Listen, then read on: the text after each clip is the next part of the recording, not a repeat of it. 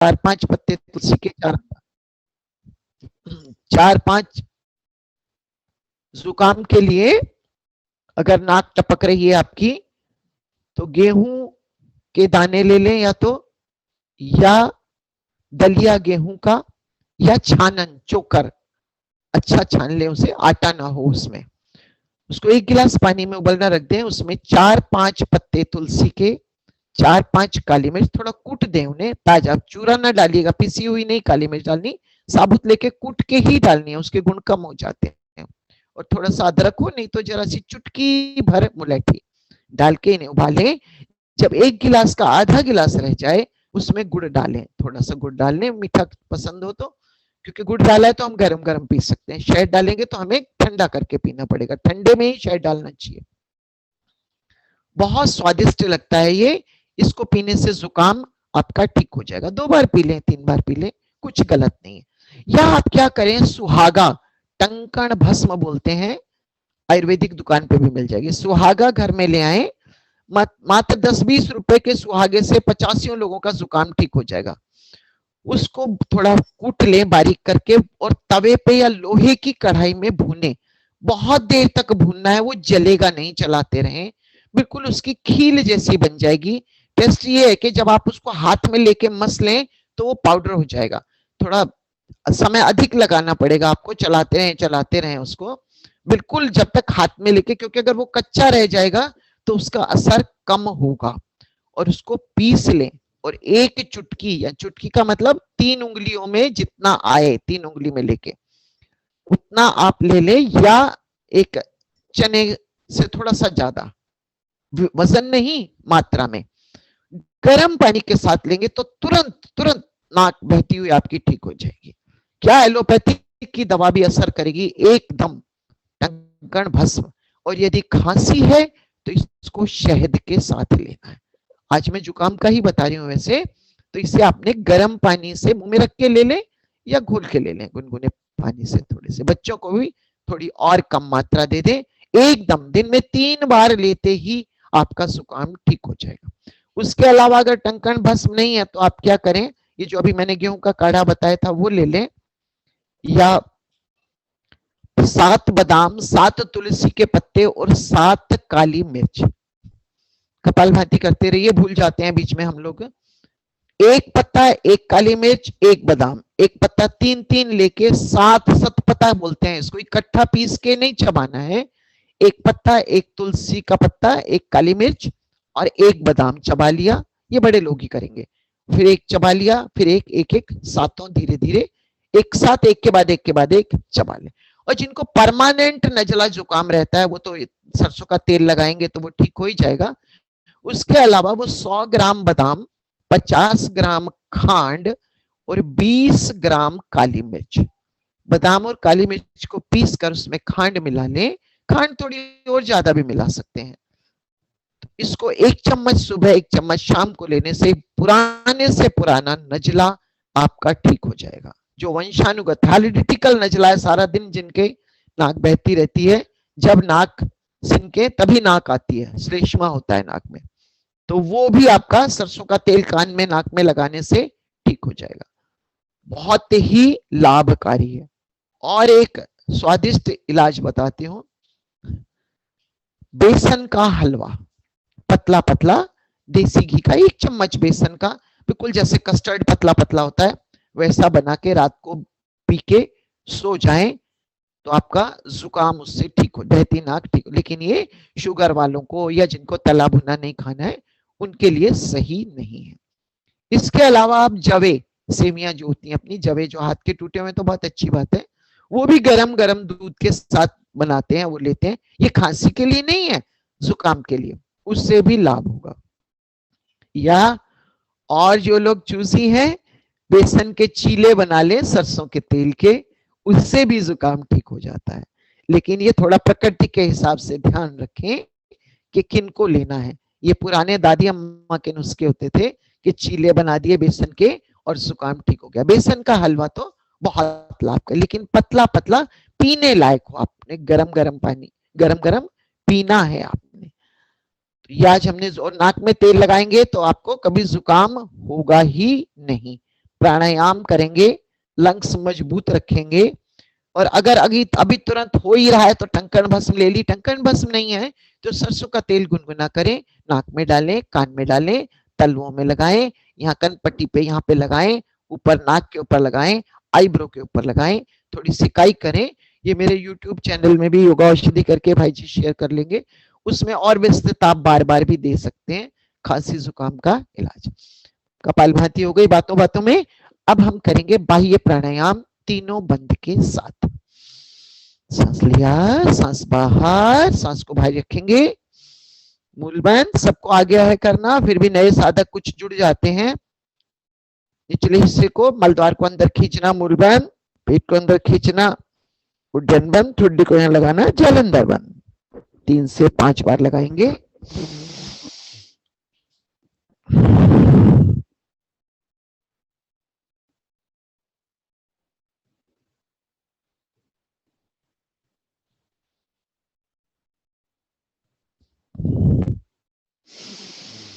सांस लिया, सांस बाहर,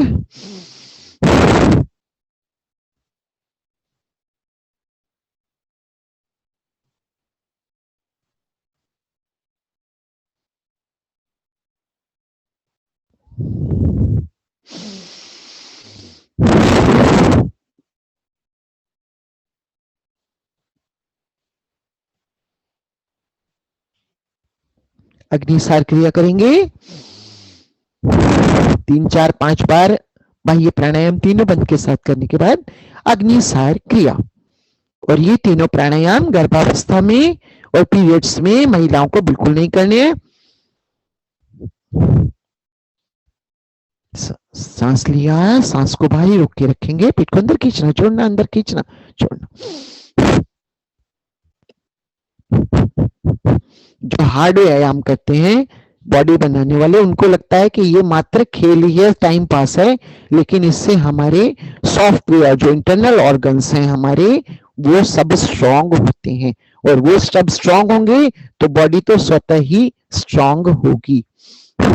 अग्निसार क्रिया। जठराग्नि जो हमारा मेटाबॉलिज्म है वो स्ट्रांग होता है, डाइजेशन पावर स्ट्रांग होती है।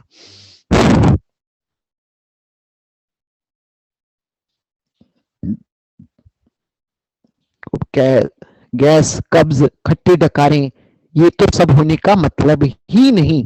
जो कपाल भाती, अनुलोम विलोम, कपाल भाती मेनली जो नाभि से नीचे वाले पेट के जो रोग होते हैं उनके लिए कपाल भाती अधिक लाभकारी है।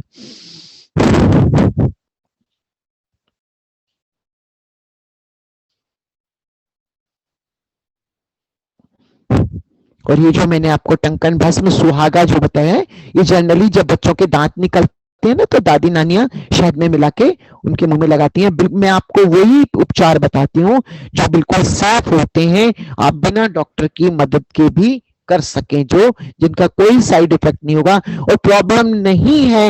यदि तब भी कर लिया तो उनका कोई गलत आपके ऊपर इफेक्ट नहीं होगा, बिल्कुल सेफ।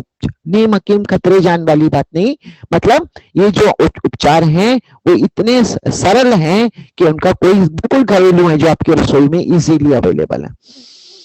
1-2 सांस सहज, लंबी लंबी सांस,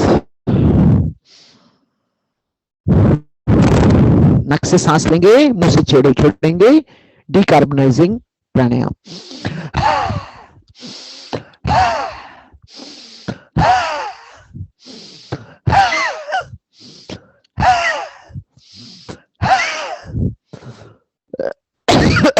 अच्छी तरह जिभा को पूरी बाहर निकाल के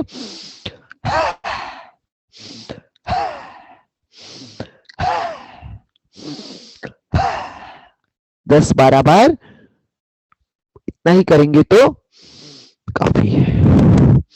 अब करेंगे उज्जयी प्राणायाम, इससे भी आपका गला ठीक रहेगा।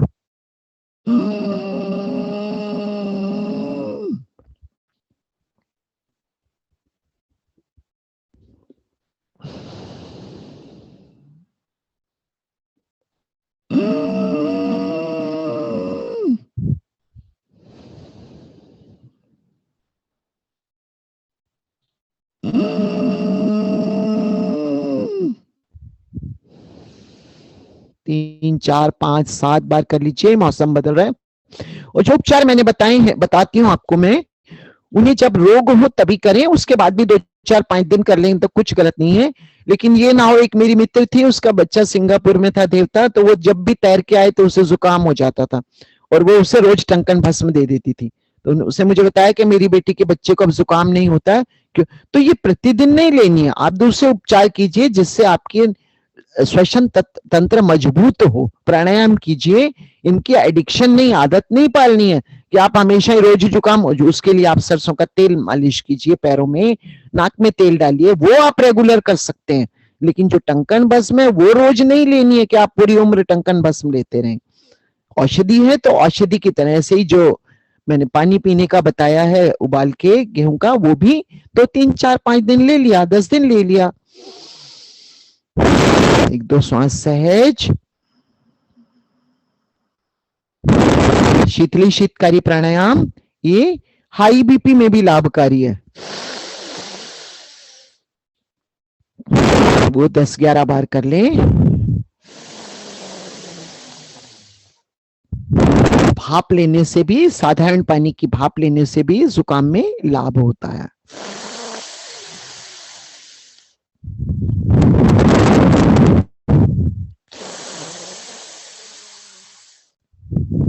गर्म थोड़े गुनगुने पानी में शहद भी ले सकते हैं, उससे भी आपकी इम्यूनिटी भी मजबूत होती है।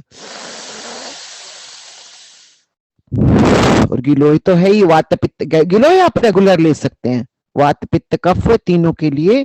तीनों को देखिए, ऐसी कोई औषधि नहीं है, ऐसा कोई, लेकिन गिलोय तीनों में आप, लेकिन थोड़ा लेने का तरीका अलग होता है वात पित्त कफ के अनुसार। बिल्कुल सेफ है गिलोय,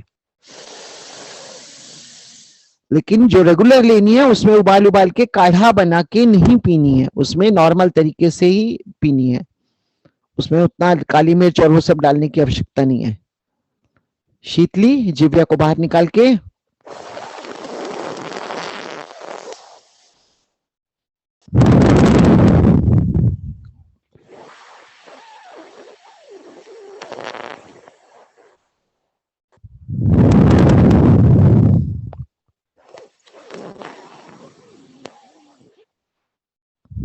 रेगुलर जुकाम वाले विटामिन सी, नींबू का भी प्रयोग कर सकते हैं, नींबू के छिलके उबाल के पी सकते हैं, वो भी बहुत लाभकारी। जिनको रेगुलर रहता है, वैसे भी कभी कभार पी लिया तो कोई बात नहीं। थोड़े पैर खोल लीजिए,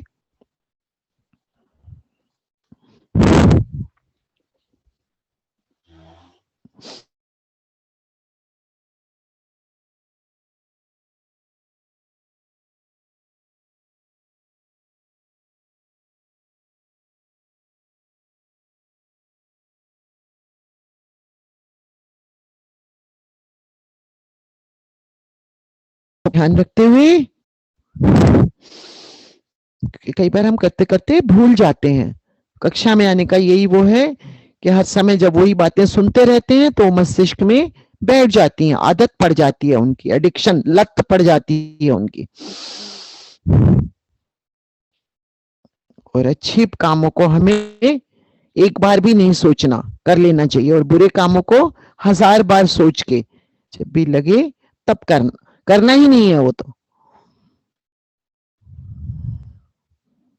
पूरे बॉडी में रक्त का संचार, ऑक्सीजन, पहले सांसों से ऑक्सीजन जाएगी, फिर रक्त जाएगा, और रक्त के साथ जो जो जरूरी पोषक तत्व हैं वे जाएंगे, तो रोग स्वतः ही ठीक हो जाएंगे। कोई दवा की जरूरत ही नहीं है, साधारण सा विज्ञान है। लंबे सांस लेंगे तो ऑक्सीजन जाएगी, ऑक्सीजन के साथ ब्लड जाएगा, ब्लड जाएगा तो ब्लड के साथ पोषक तत्व भी, वरना खाया पिया शरीर में, लोग कह रहे हैं हम सब कुछ खाते हैं जी, सही खाते हैं, सात्विक भोजन करते हैं, और फिर भी हमारे फिर भी रोग हो गए। क्योंकि, और क्यों जरूरी है, पहले के लोगों के घर के काम ही ऐसे होते थे कि उन्हें, पुरुषों के भी महिलाओं के भी, के व्यायाम की जरूरत ही नहीं थी। और आजकल पता नहीं हम लोग क्या क्या कबाड़ खा रहे हैं, पेस्ट कंट्रोल और हर चीज में मिलावट। तो इसलिए योग और प्राणायाम बहुत जरूरी है सबके लिए, बुजुर्गों के लिए भी। और अब कोरोना ने तो सबको ही डरा दिया, और अच्छा है, इससे लोग अलर्ट तो होंगे। पंजे को नीचे को खींचेंगे,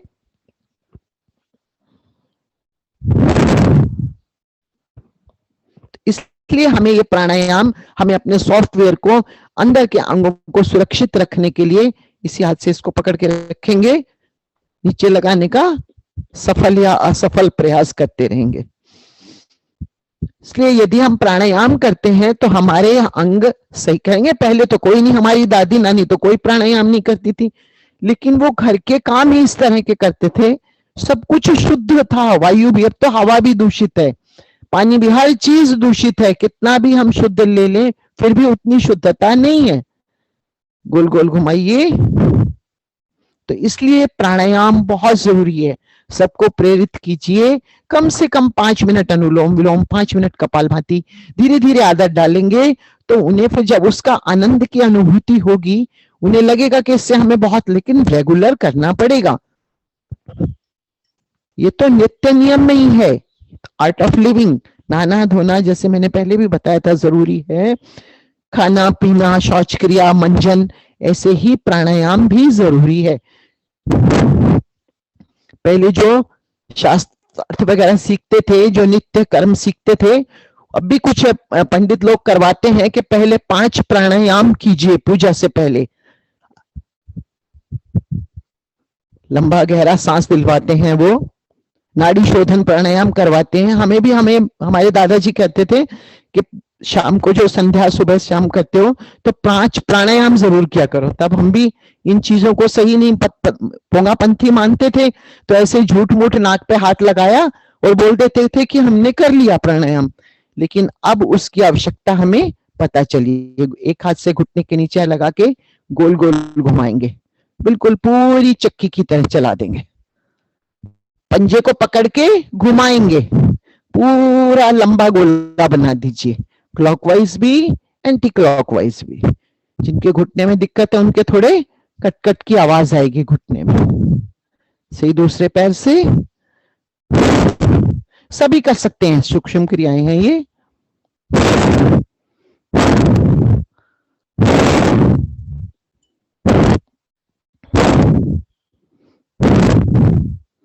और ठंडी चीजें जुकाम वालों को नहीं लेनी है। वैसे तो गुनगुना पानी ही पिएंगे, उससे ही जुकाम ठीक हो जाएगा, लेकिन फिर भी मैंने कुछ जो घरेलू उपचार है वो आपसे साझा किए हैं। थोड़ी बटरफ्लाई कर लेते हैं, ऐसे। और जिनके ये पैर ऐसे रहते हैं ना, वो नीचे ऊपर भी लेके आए, नीचे ऊपर। सुबह शाम किया करें तो उनके एक दिन ऐसे बिल्कुल नीचे, बिल्कुल कमल की तरह नीचे लग जाएंगे। ऐसे ऊपर लाए, नीचे लेके जाए, 5-7 बार ऐसे करेंगे, पूरी तितली ये करेंगे आप बटरफ्लाई, तो लाभ होगा। सांस लिया, सांस बाहर, जो आगे लगा सकते हैं वो प्रयास करेंगे।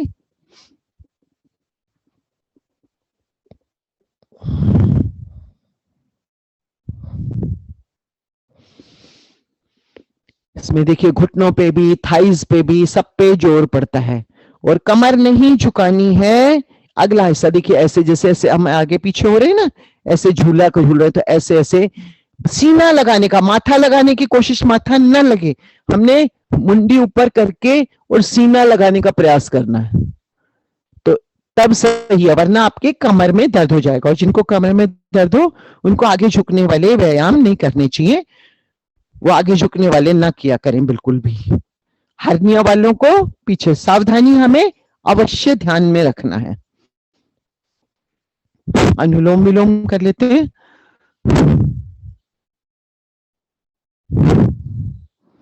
तो खड़ी आगे ही भागती रहती है।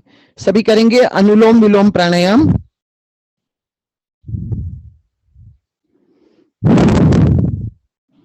लंबे लंबे श्वास लेना, लंबे लंबे श्वास छोड़ना।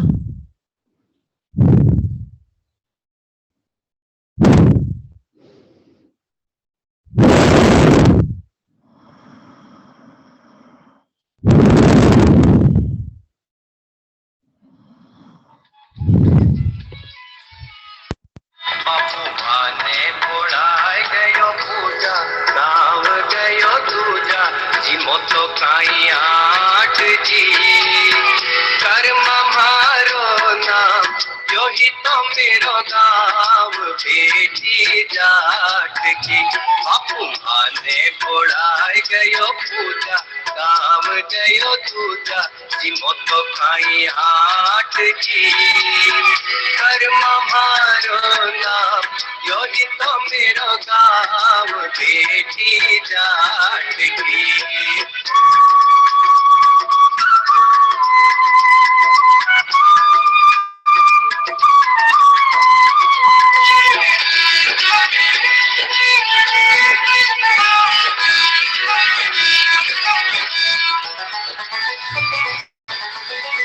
उठती में स्नान में कीनो मंदिर खोल बुहारो दीनो उठती में स्नान में कीनो मंदिर खोल बुहारो दीनो लाई दौड़ती गाय रो दूध उठो प्रभु मुंडो धोए करती लो लाई दौड़ती गाय रो दूध उठो प्रभु मुंडो धोए कर पी लो फिर जीमो की तेरो आप की काई बात कटी तो घालू छाछ की कर्म मारो नाम यो ही तो मेरो गाँव बेटी जाट की बापू माने बुढ़ाए गयो पूजा गाँव गयो दूजा जी मोतो काई आठ जी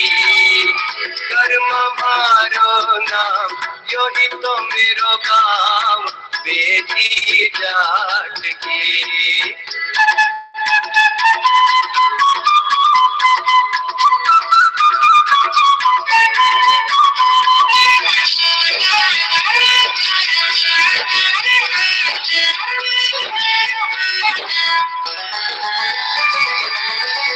काल भारे ताई सिरो बढ़ाऊं पानी में छोड़े कुएरो लाऊं काल भारे ताई सिरो बढ़ाऊं पानी में छोड़े कुएरो लाऊं मुंगारी दाल जम घी की नाल खान छोटा छोटा फल का जिमाऊं मुंगारी दाल जम घी की नाल खान छोटा छोटा फल का जिमाऊं खाने भावे सोई ले लीजो मने के लीजो कमी तो काई बात की कर्म मारो नाम यो ही तो मेरो गाँव बेटी जाट की बापू माने बुढ़ाए गयो पूजा गाँव गयो दूजा जी मोतो काई आठ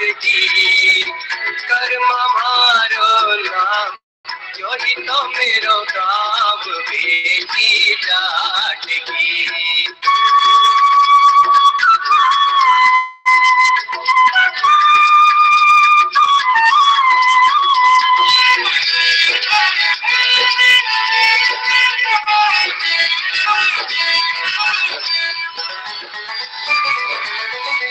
थारा कैया कैया हुक्म उठाऊं जी मिलो तो मैं भी रोटी खाऊं थारा कैया कैया हुक्म उठाऊं जी मिलो तो मैं भी रोटी खाऊं बढ़िया रो पर तो लगाऊं जी मैं उठ फिर बैठ जाऊं बढ़िया रो पर तो लगाऊं जी मैं उठ फिर बैठ जाऊं प्रभु रुच भोग लगावे देखती जावे।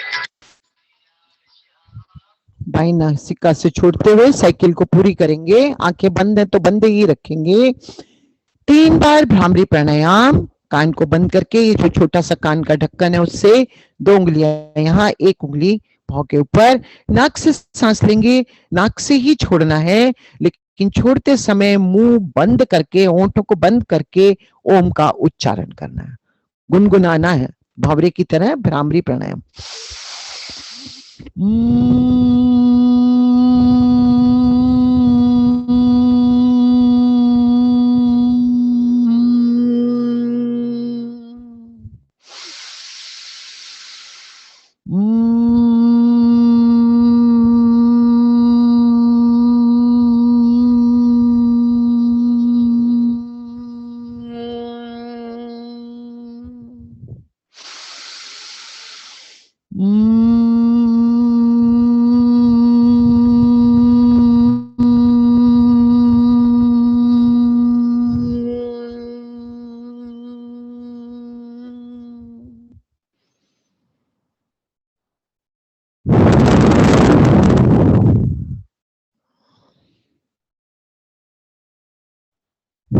दोनों हाथों को ऊपर ले जाके जोर से रगड़ के गर्म करके फिर आंखों को धीरे धीरे खोल लेंगे। सिंहासन करेंगे।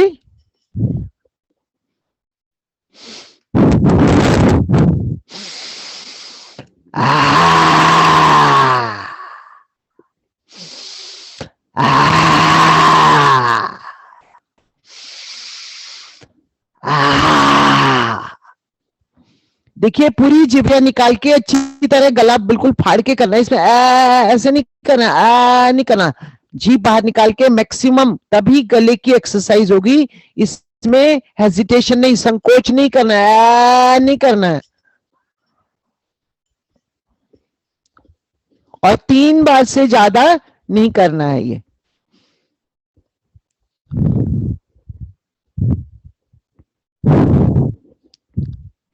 चलिए बहुत आनंद आया। हास्यासन और सूर्य नमस्कार बाद में करते रहेंगे, मैं शुरू करवा दूंगी।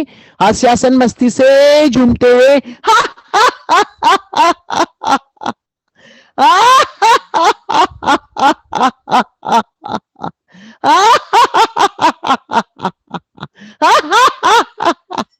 और अब मुंह बंद करके, और आवाज नहीं आनी चाहिए, ना दांत दिखने चाहिए किसी के भी, और सबको हंसना है सांस भर के, बिल्कुल नहीं दांत दिखने, ना आवाज आनी चाहिए।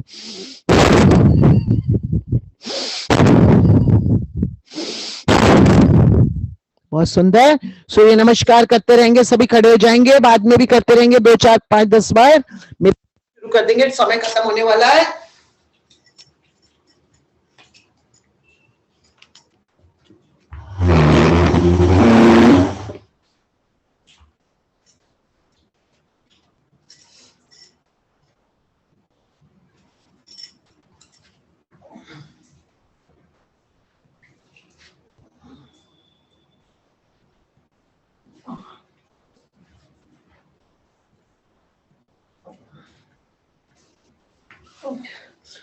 जो जवान लोग हैं वो जल्दी जल्दी करो।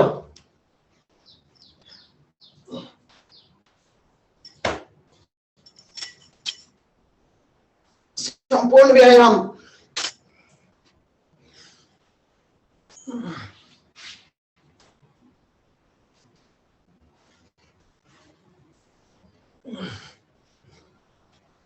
कम से कम 10 बार का अभ्यास धीरे धीरे सबको हो जाना चाहिए, कुछ करने की जरूरत ही नहीं है।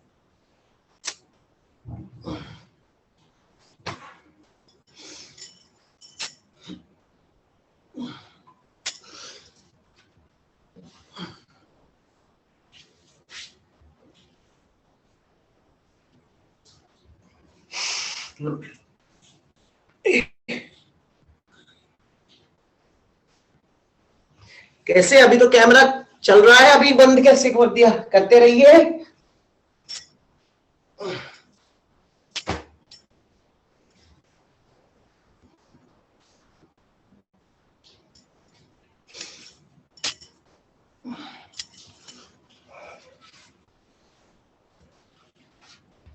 करते रहिए, बाद में भी करना है। मेरे पास सब टेलीपैथी से पता चल जाएगा बाद में कौन कर रहा था कौन नहीं कर रहा था।